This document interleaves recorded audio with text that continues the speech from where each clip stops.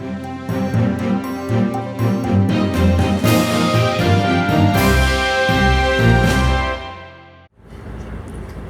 evening, Lafayette High School. It's Dustin Staples once again. We do have a story from one of our reporters, WLHS11's Lilly McElreath, the story from the ROTC program. Every year for the past 14 years, our ROTC program has had a ceremony to commemorate the 9/11 tragedy and to begin the ROTC year. It is known as the Retreat.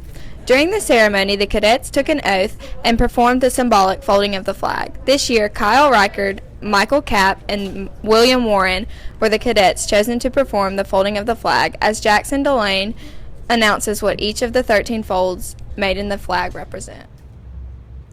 Here's more from Major Rice as he tells us how the retreat started and the significance of the flag folding ceremony.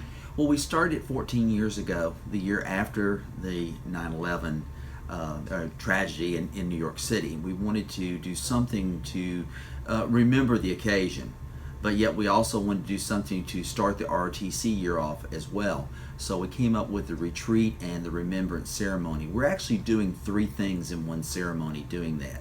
The retreat is considered a time-honored military tradition. It's done on military bases all over the world, 365 days out of the year. It marks the end of the day and it pays respect to our nation's flag. In the morning we do reveille, which does the opposite. It puts the flag up on the pole. Again, it pays respect to the flag, and it marks the beginning of the day. So that's the first thing we're doing with the retreat.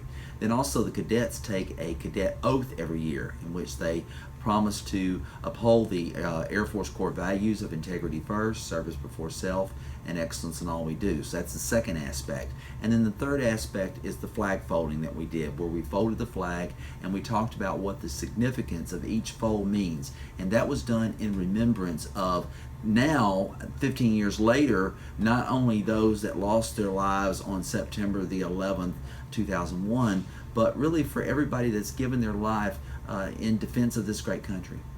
So what does the oath actually mean as far as to the cadets? What are they swearing to? Well, they're swearing that there's three things, okay? Integrity first, and basically what that means is doing the right thing even when no one's watching. That's a hard thing to do sometimes, okay? It has to do with honesty and responsibility. Then the second thing there is service before self, okay? And that means that responsible adults realize that rules have a reason. You don't have to agree with the rules, you don't have to like them, but you sure have to follow them all your life. And then lastly, excellence in all we do. If it's worth doing, let's do it right, or let's don't do it at all.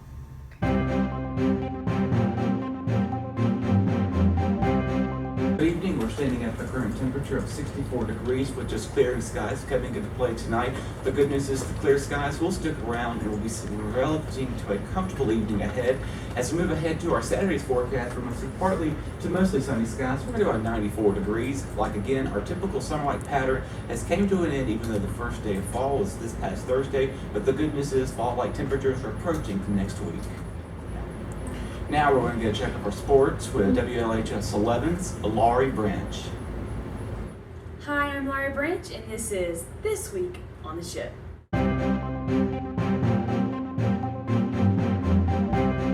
At this weekend's cross-country meet at Saltillo, two runners, Sarah Ray Goolsby and Sean Boney, both earned top runner status, where Goolsby set a new personal record for herself, making her the number 2 female runner in 4A cross-country.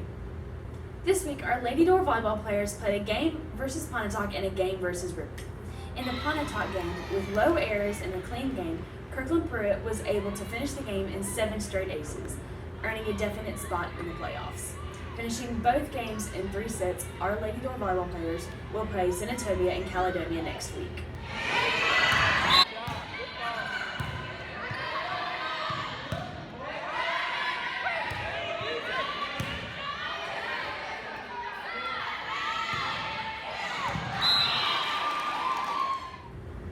Our now 2-2 Commodores played a game versus Louisville last Friday, September 16th, with a score of 42-7 with 2 touchdowns from Tyler Williams and Jamarcus Quarles and 1 touchdown from Ross Ingram and Jamie Shaw. They will now play Charleston this Friday. Tune in next week for game updates. I'm Laurie Branch, and this has been This Week on the Ship. Thank you for watching episode 2 of LHS This Week. We hope you can join us next Friday.